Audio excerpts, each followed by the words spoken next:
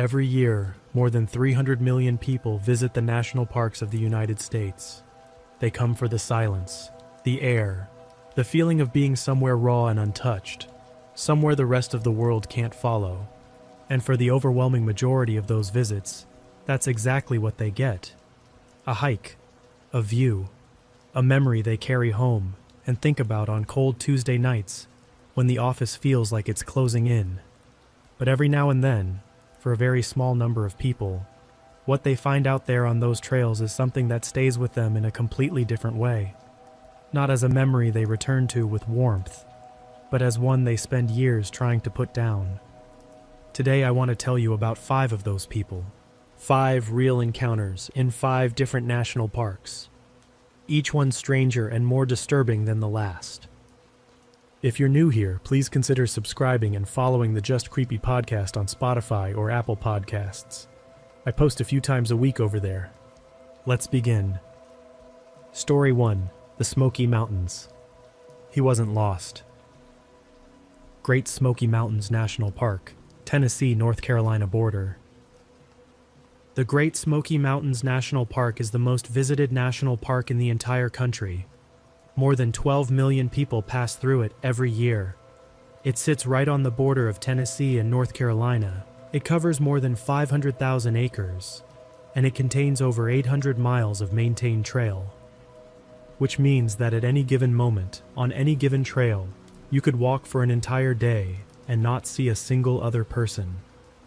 That's exactly what drew 34-year-old Carrie Holt to the park on a Saturday in mid-October.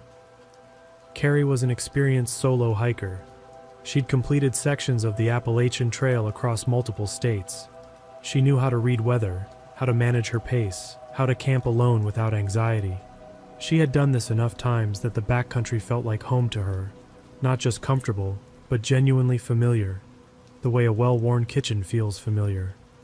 That Saturday, she set out before sunrise from the Davenport Gap trailhead with a 2-night permit and a 30-mile section planned. The weather was cold but clear. The leaves were past peak but still on the trees, hanging on in that last gasp way they do in October, orange and brown and gold against a sky so blue it almost looked artificial. She told her sister where she was going and when to expect contact. By 8 in the morning, she'd put 6 miles behind her without seeing another soul. Then she stopped to eat breakfast at a flat rock above a creek crossing, sat down, pulled out her food, and looked back the way she'd come. There was a man on the trail behind her. Now I want you to pay attention here, because I want you to understand something. Seeing another person on the Appalachian Trail is not unusual. Hikers pass each other constantly. The trail is long and shared and social in its own quiet way. Carrie didn't feel alarmed.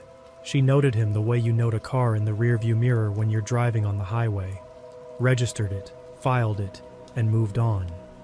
The man didn't reach her position. He stopped maybe 200 yards back, appeared to look at something off trail, and then sat down on a log. She finished eating, packed up, and kept moving. 45 minutes later, she crested a ridgeline and stopped to check her map. She scanned back down the trail behind her. The man was still there. Still the same distance back, still moving at the same pace she was, maintaining that 200-yard gap with a consistency that was either coincidence or wasn't. She told herself it was coincidence. Lots of hikers maintain the same general speed. Lots of hikers take breaks at the same spots.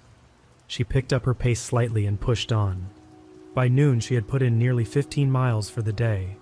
She stopped at a shelter to eat lunch and fill her water filter at the nearby spring.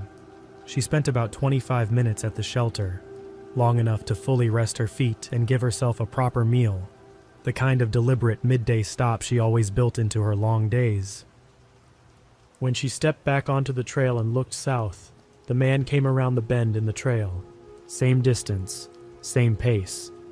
And here is where something shifted for Carrie, because for the first time she got a clear look at him. He was tall. He was wearing older gear, nothing new, nothing matching, the kind of mismatched kit that suggests someone who buys things secondhand and packs out of necessity rather than preference. He had a full beard that wasn't the kind you grow on a 2-week hike. It was months long, thick and unkempt, in a way that read as not groomed rather than not shaved. His pack was large and heavily loaded, but it wasn't a branded hiking pack. It looked almost improvised. A canvas bag with external lashing, the kind of thing you'd build if you needed to carry more weight than any commercial pack was designed to hold. She waved at him. He didn't wave back. She later said she couldn't tell whether he'd seen her wave or not. There was nothing in his body language that changed. He was just there, moving at his pace, maintaining his distance, looking ahead at the trail. She started walking again. She pushed hard for the rest of the afternoon, harder than she'd planned, harder than was comfortable. And by 4:30 she reached a lean-to shelter where two other hikers, a couple in their 50s named Dennis and Margot, were already setting up camp. Dennis was boiling water on a camp stove. Margot was arranging her sleeping bag. They looked up when Carrie came in and smiled the way hikers smile at other hikers at the end of a long day. Carrie almost cried when she saw them. She explained what she'd experienced. Dennis and Margot listened without interrupting. Dennis said he'd take first watch. Margot made tea. All three of them went to sleep with the shelter walls at their backs and the trail in front of them. The man never appeared at the shelter. The next morning, Carrie made a decision. She cut her trip short and hiked out. She reported the encounter to a ranger at the Davenport Gap station, gave a physical description, described the pack, described the behavior, the consistent distance, the maintained pace, the lack of acknowledgement. The ranger's reaction was not what she expected. He didn't dismiss her. He didn't tell her she was overreacting or that she'd probably just crossed paths with an eccentric section hiker. He listened carefully, asked her to repeat the description of the pack, and then excused himself to make a phone call. When he came back, his expression was measured and professional. But Carrie said she could tell, the way you can always tell when someone is being careful not to show you something, that what she'd described meant something to him. 2 days later, law enforcement rangers located a campsite roughly 3 miles off trail in a section of the park that had no legal campsites and saw essentially zero visitor traffic. The site was sophisticated, not a tent, but a semi-permanent structure built into a hillside using deadfall timber, tarp material, and salvaged insulation. There was a fire pit with a concealment system built around it to reduce the visible smoke column. There was a cache of food that would have lasted months. The structure had a low profile and had been sited with clear lines of sight to the surrounding terrain, the kind of placement that someone thinks carefully about. And on a flattened section of ground near the entrance to the structure, rangers found a notebook. The notebook contained dates, times, and trail names. It contained physical descriptions of hikers, what they were wearing, what kind of packs they carried, what direction they were traveling, and it contained notes that were, by any reasonable reading, observational records. Information gathered, filed, kept. Carrie's description was in it. The notebook entry for her included the time she had stopped for breakfast, what she appeared to be eating, and one single word written beside it. The word was solo. The man was identified as Marcus Alden, 41 years old, who had been the subject of a federal warrant out of North Carolina for aggravated assault with a deadly weapon. He had been living in the backcountry of the Great Smoky Mountains for an estimated 4 to 6 months, sustaining himself in that off-trail camp and moving through the park's trail system while making sure never to be fully seen by anyone with authority. He was arrested at a gas station outside Gatlinburg, Tennessee, 11 days after Carrie's report. Carrie told the ranger she had never once felt like she was in danger. She said the whole time she just thought the man was strange, not threatening. She said she hadn't even really been scared, just uneasy in that low-level way that's easy to dismiss. The ranger told her that was probably the right way to feel. And then he told her that she was the 4th person in 8 months to report seeing a man matching that description on backcountry trails in the park. She was just the first one who stopped to report it. Story 2. The Bunker. What was behind the ferns? Olympic National Park, Washington State. Olympic National Park in Washington State contains more ecological diversity than almost any other park in the country. Within its boundaries, you have Pacific coastline, alpine meadow, glacier fields, and temperate rainforest. The Hoh Rainforest receives up to 14 feet of rain per year. The trails there move through a landscape so dense and green that the light that reaches the ground feels filtered, softened and muted, like being underwater. Giant big-leaf maples are covered from root to canopy in thick moss, and the ferns that line the forest floor grow waist-height and higher, sometimes crowding the trail so completely that it feels like walking through a corridor of green walls. It is one of the most beautiful and remote places in the continental United States. It is also extremely easy to disappear in. In early September, two brothers, Joel and Ryan Marsh, ages 28 and 31, drove up from Portland for a 3-day backpacking trip in the Hoh River Valley. They'd been there before. They knew the main corridor trail well and wanted to push further up the valley than they had on previous trips, get into the quieter upper sections where the foot traffic drops off and the forest gets denser. On the second day, about 9 miles in, Ryan noticed something off the trail to his right. Through the ferns, through those dense green walls that line both sides of the path, he caught a glimpse of something dark and angular, something geometric and artificial, something that didn't belong in that landscape. He stopped and pointed it out to Joel. Joel looked and saw it too. They pushed through maybe 15 feet of ferns and found themselves looking at a wooden door set into a hillside. Not a root cellar door left from some long-abandoned homestead. Not a storage hatch for trail crew equipment. A door, rough-cut timber, reinforced with metal strapping, set into a frame that had been carefully fitted into the contour of the hillside so that it was nearly invisible from the trail. The hinges had been greased recently enough that there was no rust, no seizing. This was a maintained door. Someone was keeping it in working order. The door was closed but not locked. Joel and Ryan stood there for a long minute, neither of them saying much. They told each other later that neither of them wanted to be the first one to open it. Eventually Ryan did, because he's the older brother and felt like that meant something in the moment. The interior was dug into the hillside, maybe 8 feet deep, 6 feet wide, with enough headroom to stand in. There was a cot, a small camp stove with fuel canisters stacked in a careful row beside it, shelving made from rough timber attached to the earthen walls, holding canned food, a comprehensive first aid kit, waterproof storage bags, a battery array in the corner connected to what appeared to be a small solar panel, routed through a narrow conduit in the hillside ceiling. Whoever had built this place had planned to be here for a while, but none of that was the thing that mattered. None of that was the thing that made both of them step back out through the door without touching anything. On the far wall, mounted on a wooden panel, there were 4 small screens. Each screen was connected to a wireless camera receiver. 3 of the 4 cameras were live, actively transmitting, the image clear and stable. And what they showed, what was on those screens, was the trail. The trail they had just walked. The main corridor of the Hoh Rainforest, one of the most traveled trails in the park. Each camera positioned at a different point along approximately 1 mile of the route, each with a clear and unobstructed angle on anyone passing. The footage was not being recorded to any visible media. There were no drives, no cards in sight. It was just live. Someone, somewhere, had sat in that hillside room and watched a screen showing this trail. Watched hikers pass. Watched them the way you watch traffic through a window. From a position of complete invisibility, complete safety, knowing you will never be seen. The brothers stepped out, did not close the door, walked back to the trail, and moved fast. They didn't discuss what they'd found until they were standing in the trailhead parking lot almost 3 hours later. The car doors open, the ordinary world of pavement and cell signal around them.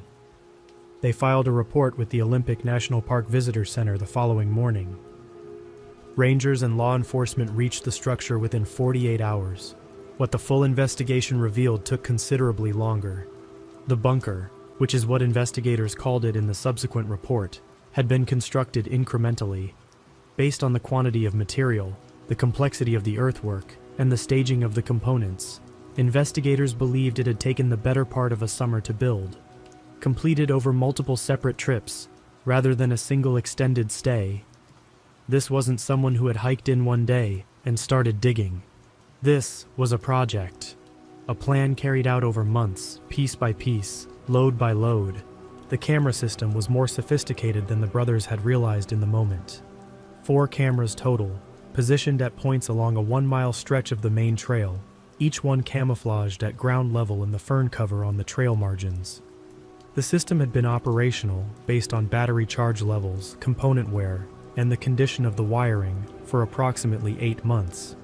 8 months during which hundreds of people, families, solo hikers, guided tour groups, trail runners, people who drove up from Portland or Seattle for a weekend in the Ho, had walked past those cameras without knowing. What investigators did not find was any recording media. No hard drives, no memory cards. The footage, if it had ever been saved, had been removed. There was no way to know what had been captured, what had been kept, what someone might still have on a drive somewhere. The structure was linked to a man named Gerald Forsyth, 53, through tool receipts found at his property, tire tracks near a seldom-used forest road that connected to the park boundary, and a partial fingerprint on one of the camera housings. Forsyth was a former security contractor. He had no prior criminal record. He was charged with installation of surveillance equipment in a federal protected area, criminal trespass, and several related federal offenses. During his interview with investigators, Forsyth said he had never physically approached or contacted any hiker. He said he had never intended to harm anyone. He said he had built the structure and the camera system because, and this is his exact phrasing, documented in the investigative record, he was studying people when they think no one's watching. The cameras were removed. The structure was collapsed and the hillside was restored. The investigation did not turn up any evidence of what had been captured or stored during those 8 months of operation. No recordings were ever found. Joel told a reporter afterward that the worst part wasn't the structure itself, or the cameras, or the fact that someone had spent months building a hidden room in a national park. He said the worst part was the moment on the screen when he recognized the specific stretch of trail they'd been walking 20 minutes before, and understood that they had been on those cameras and never known it. That at some point on the walk in, their image had been on one of those screens, and that if Ryan hadn't looked through the ferns, they would have walked back out the same way, and they still never would have known. Story 3: The Offer. Help. Glacier National Park, Montana. Glacier National Park sits in the northwest corner of Montana, right up against the Canadian border. It's a big park, more than 1 million acres, and its backcountry is genuinely remote in a way that goes beyond most people's understanding of that word.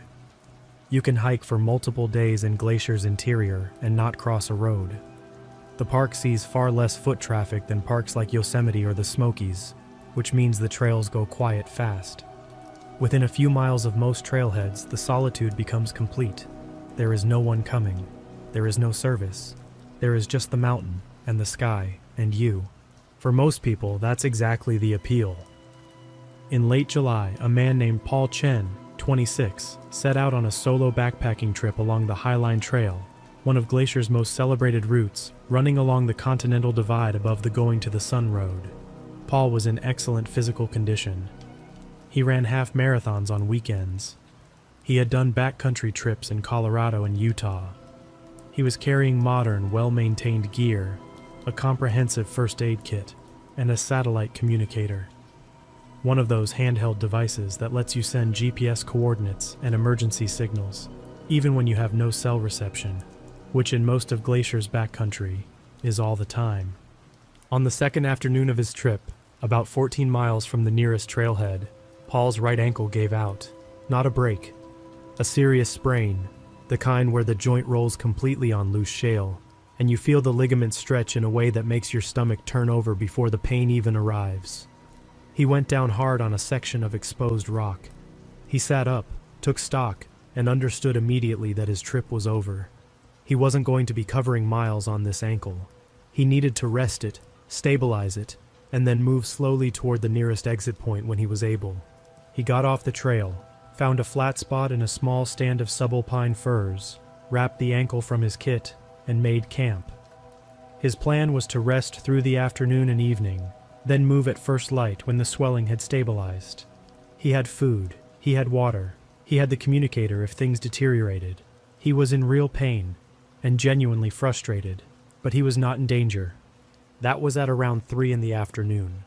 At roughly 5:30, a man appeared at the edge of the trees. Paul saw him before the man saw him. The man was not on the trail. He was moving through the trees from a direction that had no trail and no logical approach. Not the kind of angle someone takes if they've come from the High Line or any connecting route. He was moving slowly, looking at the ground, the way someone does when they're checking terrain or following something only they can see. Then he looked up and saw Paul. He smiled. He raised a hand in greeting, relaxed and unhurried. He came over and crouched down at a friendly distance.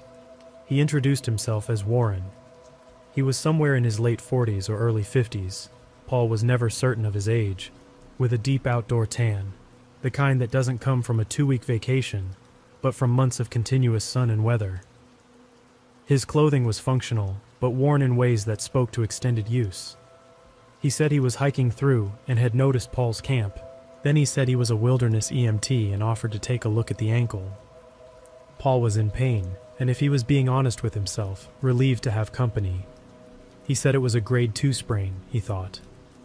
Warren crouched closer, examined it without touching it, and nodded with the careful confidence of someone who had seen injuries and knew how to manage them.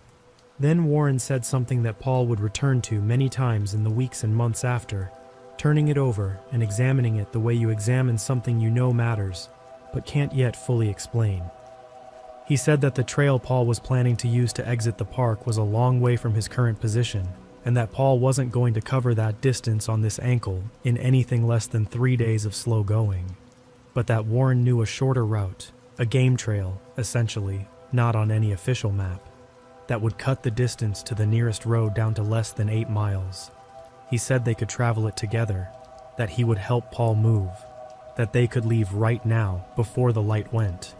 Paul said he'd think about it. He said it calmly, just buying himself time. And here's the part of the story I want you to sit with for a moment. Paul was not a suspicious person by nature. He was sociable and trusting. He liked meeting people on trails. He was also in genuine pain, in a remote location, with a legitimate need for help. Every logical part of the situation pointed toward accepting the offer. Warren seemed competent, calm, and knowledgeable. The offer was specific and practical, but something in Paul would not settle. He examined it afterward and could never reduce it to one specific thing. It was the angle Warren had come from, not the trail. It was the speed of the offer, how quickly it came before any real conversation had happened between them.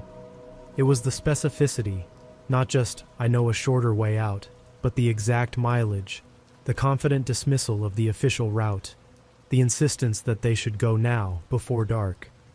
It was the fact that in the course of the conversation Warren had never once mentioned where he'd come from or where he was going.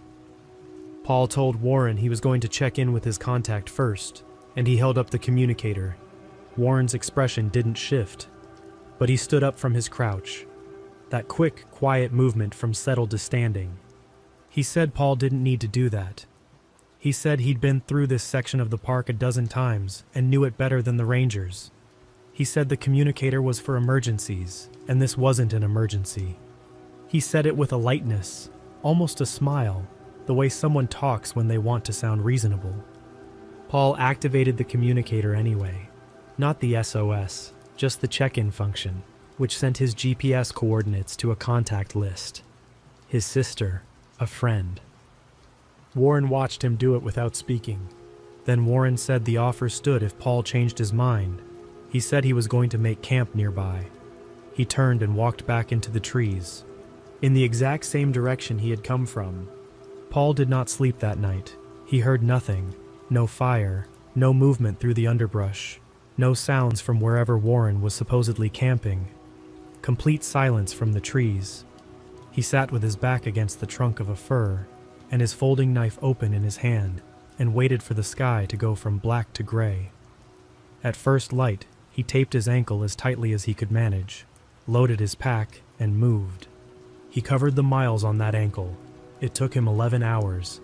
A ranger at the Granite Park Chalet trailhead walked the last 2 miles out with him. He filed an incident report. Glacier Rangers searched the area where Paul had camped and the direction from which Warren had appeared.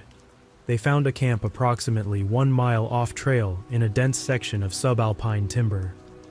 The camp had been occupied for an extended period, weeks at minimum, based on fire ash accumulation, the depth of ground compression under the sleeping area, and the quantity and variety of food stores.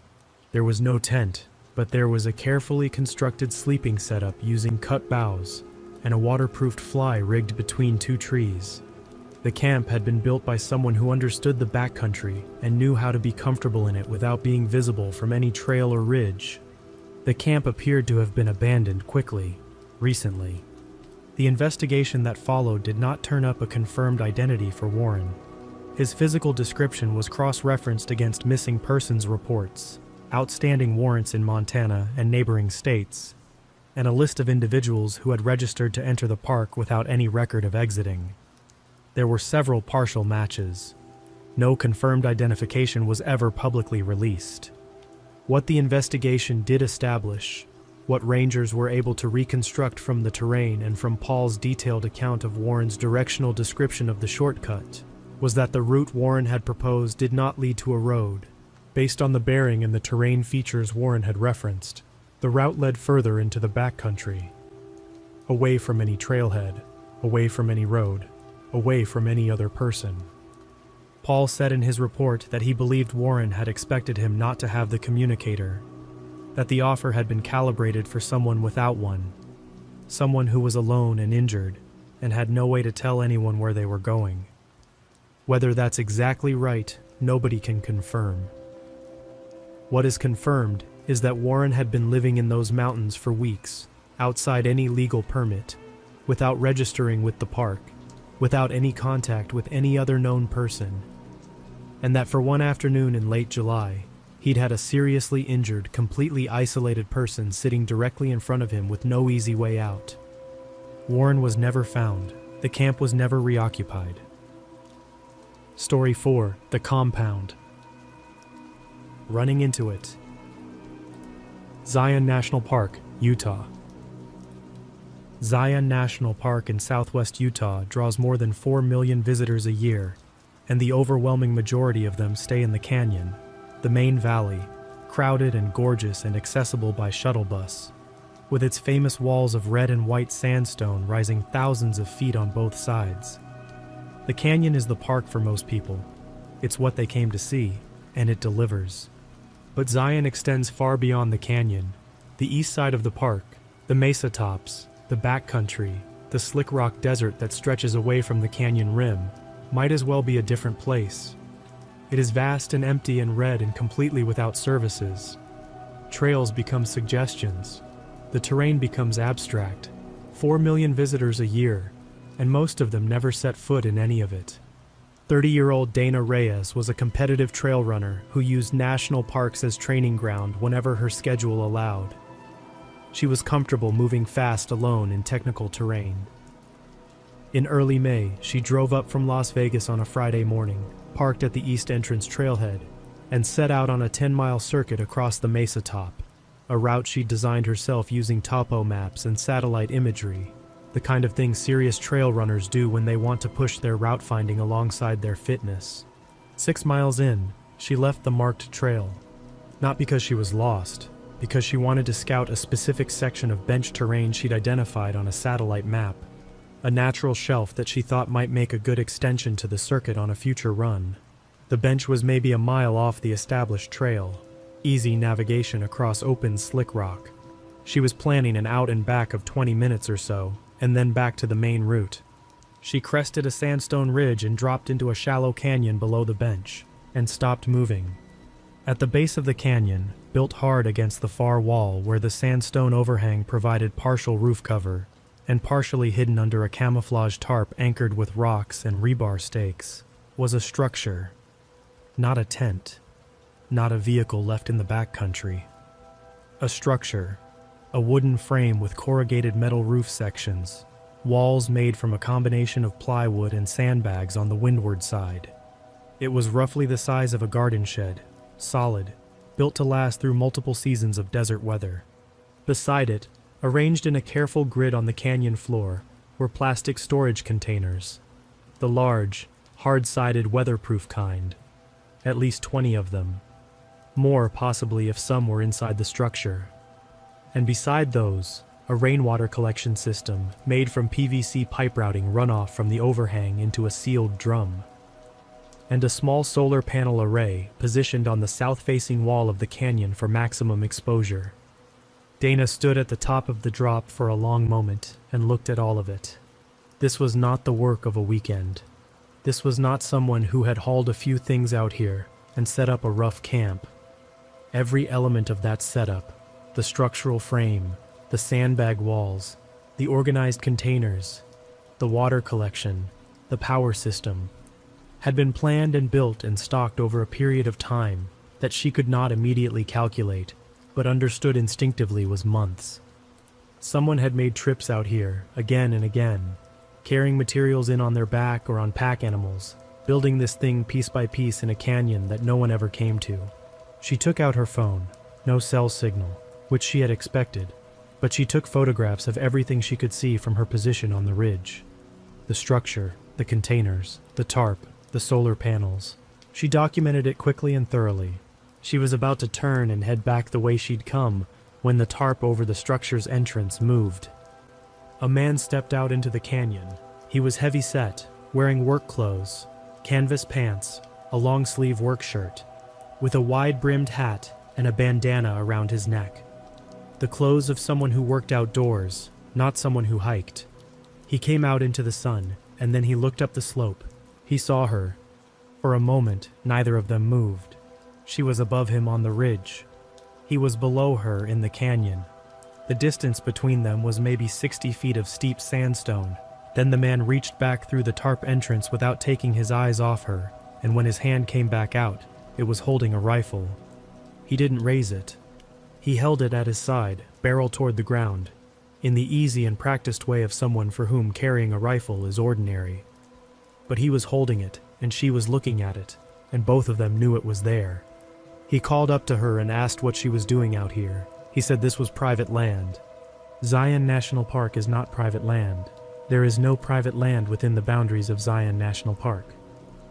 Dana told him she was trail running, that she had come off the main trail to scout terrain, and that she was heading back right now. She kept her voice flat and calm and unhurried. She made a decision in that moment. She described it later as an explicit, conscious choice. Not to run, not to move fast, not to give any signal of alarm. She would move like someone who had nothing to worry about, and therefore wasn't worried. She turned and walked back up over the ridge. The moment the crest of the ridge was between her and the canyon, she ran.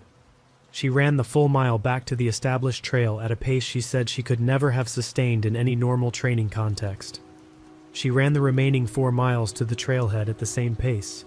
She got in her car, drove to the Zion Visitor Center, and reported what she'd seen. She had the photographs to show them. Law enforcement rangers reached the site the following morning in force. The man was still there. He had not left. He was sitting outside the structure with his hands visible when the rangers arrived, and he did not resist. His name was Frank Dumont, 58 years old. He had been living in that canyon in Zion National Park for, based on the food stores remaining, the wear on the equipment, the accumulated fire ash, and his own eventual admission, 11 months. He had made his initial supply runs before the structure was finished, packing materials in at night, using a route that approached the park boundary from BLM land to the east, and avoided every staffed trailhead in the area. He had researched the patrol patterns.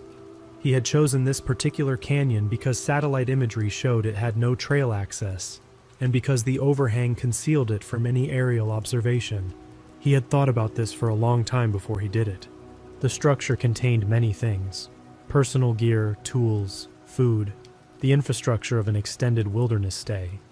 But it also contained a journal, and the journal was the element of the investigation that investigators found most significant.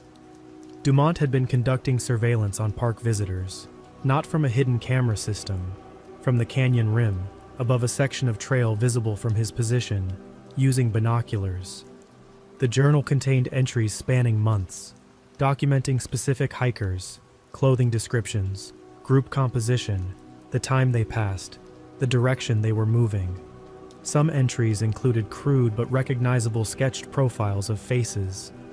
He had been watching people who had no idea they were being watched, from a position they had no reason to look at, and he had written down what he saw. Alongside the surveillance entries, the journal contained extended writing about the park, about what Dumont described in increasingly intense language as the desecration of the wilderness by mass tourism, by federal management, by the kind of people who came to Zion to take photographs and then left. The writing grew harder and more hostile as the months went on. The entries from the final weeks before his arrest, according to the investigators who reviewed them, had reached a level of intensity that was concerning in ways that went beyond the legal offenses. Frank Dumont had never physically approached a visitor. He had never left the canyon where his structure was. There was no evidence, in the journal or anywhere else, of any planned action beyond observation. But he had watched. For 11 months he had sat above that trail with his binoculars and his notebook, and he had watched. And he had been 3 months away from another full year of it, when Dana Reyes ran off the marked trail to scout some terrain. Dumont was charged with illegal occupation of federal land, possession of a firearm in a national park, and multiple related offenses. He eventually pled guilty and received a sentence that included a permanent ban from all federal lands. The structure was removed. The journal was retained as evidence. Dana said the detail that stayed with her, long after the encounter itself had faded to something she could think about without her heart rate climbing, was the storage containers. 20 of them, at minimum, organized in that careful grid. Each one stocked and sealed. Each one representing a trip out here in the dark, carrying a load that no one was supposed to see. That level of effort wasn't someone who had broken from reality and wandered into the desert. That was someone who had decided to be there, who had thought it through and committed to it, step by step, over months, before he ever set foot in the canyon. The planning was what disturbed her, the patience of it. Story 5. The Hut. Shelter from the storm. Denali National Park and Preserve, Alaska. Denali National Park in central Alaska is 6 million acres. To put that in perspective, that is larger than the entire state of New Hampshire. It has one road, a single gravel corridor that runs 92 miles into the park's interior, and beyond the first 15 miles of that road, private vehicles are not permitted. You take a bus, or you go on foot. There are no maintained backcountry trails in Denali, none. You navigate by topographic map and by judgment and by reading the land in front of you. The park sees fewer than 600,000 visitors per year, and of those, only a small fraction ever leave the road corridor and go into the backcountry. The ones who do go in understand something before they set foot in it. They understand that this place will not forgive mistakes, that a wrong read of the weather, a bad river crossing, an injury at the wrong moment, any of these things, in Denali's interior, can become the last mistake someone makes. This is not hyperbole. This is the documented history of the park. In early August, a group of 4 backcountry hikers set out on an 8-day traverse in Denali's eastern wilderness. 2 married couples, the Reiners and the Fords, all from Anchorage, who had planned this trip for more than a year. All 4 of them were experienced Alaska outdoors people. Between the 4 of them, they had decades of backcountry travel in the state. They were carrying appropriate gear for the conditions, bare canisters for all food, satellite phones, and a detailed float plan filed with the park, which meant that rangers knew their intended route, their timeline, and what to do if they didn't check in on schedule. These were not people who made avoidable mistakes. On the 4th day, a weather system moved into the area that the forecast had not predicted. In the Alaskan interior in August, weather can change with very little warning. A clear morning can turn to zero visibility conditions within a few hours, and when the change is serious, it is serious fast. What came in that afternoon was a strong low-pressure system bringing sustained winds above 40 miles per hour and driving rain that was cold enough, at that elevation and in that wind, to carry genuine hypothermia risk if they stayed out in it. They were 3 miles from a marked emergency shelter, a ranger-maintained hut, documented on their topo maps, designed for exactly this kind of situation. Basic structure, 4 walls, a roof, a small iron stove, emergency supplies. The door is always left unlocked, that's the point of it. It's there for people who need it. They moved toward it as fast as the terrain allowed. They reached the hut at around 7 in the evening. The door was unlocked as expected. Mark Reiner pushed it open, and the group came inside out of the rain and wind. And for a moment all 4 of them just stood there breathing, grateful for the walls and the roof and the stillness. Then the first thing registered. It was warm in the hut, not the immediate warmth of their own body heat after coming in from the cold, warm from before they'd arrived. The small iron stove in the corner was not burning, but the metal of it was still warm to the touch. Someone had had a fire in it recently, within the past hour or 2 at most. They looked around the hut more carefully. The basic emergency equipment was present. The bunks, the first aid kit bolted to the wall, the emergency rations, but there was considerably more than that. A wooden shelf had been attached to the rear wall, attached with screws driven into the structure, not a portable addition, holding a personal food supply. Not emergency rations, but a varied, organized selection of food that included fresh vegetables wrapped in cloth to keep them from bruising. A sleeping system on one of the bunks that was far more elaborate than anything the shelter was equipped with. A full multi-layer sleep setup with a personal pillow, personal clothing hanging on a cord strung between 2 wall hooks, and on the bunk beside the sleeping setup, a stack of handwritten pages, face up, covered in dense and close-packed handwriting that none of them read more than a few words of before looking away. And on the wall above the shelf, tacked directly into the wood with finishing nails arranged in rows, were photographs. Photographs of Denali's landscape, the ridgelines, the river bars, the tundra, the peaks. Beautiful photographs, taken from positions across the park that suggested someone who had been moving through the backcountry extensively, over a long time, over many trips. These were not tourist photographs. These were the photographs of someone who knew this place. Mixed among the landscape photographs were photographs of the road corridor, the park entrance, the bus stop where visitors boarded the Denali buses at the beginning of their trips, standing in small groups with their day packs, looking up at the mountains, the particular posture of people seeing something for the first time. And in some of those photographs, the visitors were close enough to the camera that their faces were clearly visible. The group locked the door of the hut. They did not use the stove, even though they were cold and wet and the stove was right there. They ate cold food from their own packs, kept their headlamps off after the first few minutes, and organized themselves in shifts, 2 awake, 2 resting, rotating through the night. The wind continued, the rain continued. No one slept who wasn't supposed to be sleeping, and even then, not well. At 3 in the morning, during Mark Reiner's watch, there was movement outside the hut. Footsteps in the wet ground close to the door, clear and distinct even over the sound of the wind, coming from the side of the hut, and then stopping at the door. A pause of perhaps 30 seconds, then a knock. 3 deliberate knocks on the wooden door of the hut. Mark woke the others. All 4 of them moved to the far end of the small space, backs against the rear wall, as far from the door as the hut allowed, which wasn't far. Mark had bear spray in his hand. His wife had the satellite phone in hers, with the emergency services number already entered. A voice from outside. Not raised, not aggressive. Conversational in tone, which was somehow worse than if it had been threatening. The voice said, "I know you're in there. The light came on under the door when you came in." The group said nothing. The voice said, "That's my shelter. I built those shelves. I'd like to come inside." A long silence, during which none of the 4 moved or spoke. Then the voice said, "I'm not going to hurt you. I just want my things." Mark Reiner spoke through the door without touching it. He said they were sheltering from the storm.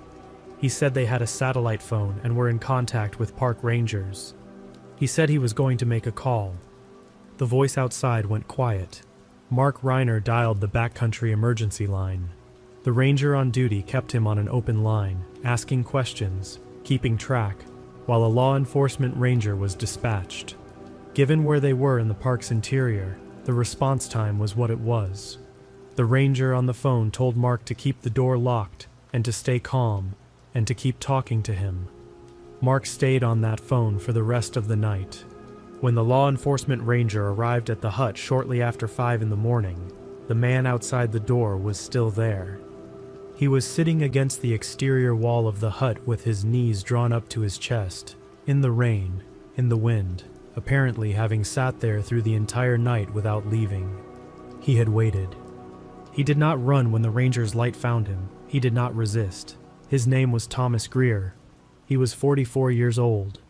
He had worked as a backcountry guide in Alaska for more than a decade before his license was revoked following a series of escalating incidents with clients and outfitting companies. After that, based on the timeline that investigators and his family later reconstructed, he had effectively vanished. He had stopped contacting his family in the previous October. It was now August. He had been in the Denali backcountry for an estimated 9 months. Through a full Alaskan winter, through temperatures that in January and February would have regularly reached negative 40 degrees Fahrenheit or colder. 9 months in the wilderness, using the emergency hut as his base, moving through the park's interior, photographing the landscape and the visitors at the road corridor, writing those dense pages. The pages, all of them, the entire stack, were collected and reviewed by investigators, and later by the psychologists who evaluated Thomas Greer. The writing concerned the park. It concerned what Greer believed was being done to the wilderness by tourism, by federal management, by the visitors who came through on buses and left. The writing framed the park's protection in terms that became increasingly religious in character over the months. The wilderness as something sacred, himself as something appointed to guard it. The entries from the final months described the visitors at the bus stop in terms that went far beyond observation. There was no evidence that Thomas Greer had ever physically approached a visitor. There was no evidence of any planned or attempted physical harm.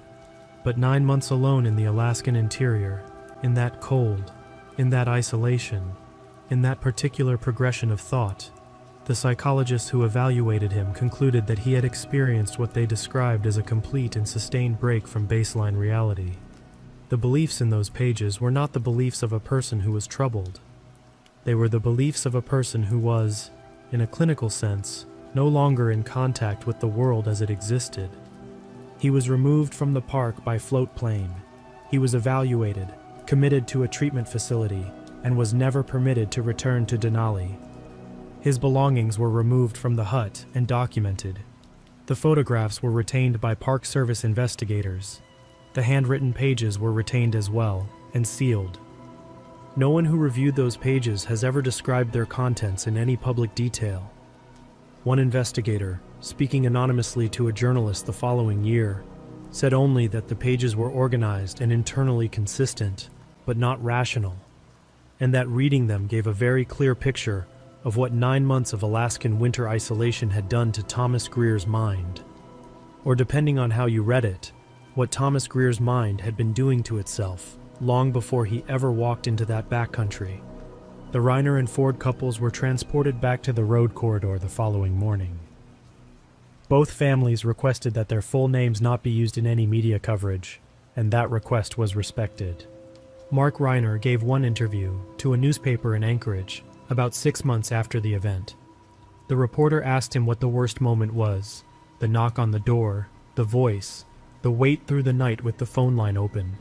Mark said it was none of those things.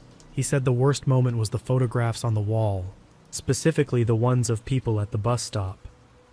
People standing in small groups with their packs on, looking up at the mountains, completely at ease. No reason in the world to look back. Taken from close enough that their faces were clear. Taken by someone who had been there, among them, or very near them, without their knowledge. That was the moment, Mark said, that he understood what had been happening in this park, and for how long. That was the moment the hut stopped feeling like shelter. 5 stories, 5 parks, 5 encounters that the people who lived through them will spend the rest of their lives carrying in one way or another. And I want to be careful here, because I mean this sincerely. The national parks of this country are extraordinary places. They are worth visiting. They are worth protecting. The overwhelming probability, if you step onto any trail in any of these parks tomorrow, is that what you'll find is exactly what you came for. Open air, real silence, beauty that doesn't ask anything from you, and room to think thoughts you can't think anywhere else. But the wilderness does something to the margins. It creates isolation where strange decisions happen. It shelters people who need to be unseen. It is big enough and indifferent enough that it keeps its secrets without any effort at all. And the people inside it sometimes keep secrets of their own. Every now and then the trail takes you somewhere you weren't expecting. That's it for today. If this is the kind of videos you want more of, subscribe. I put these out every week. And don't forget to check out the Just Creepy podcast on Spotify and Apple Podcasts. And I will see you in the next one. Stay safe out there.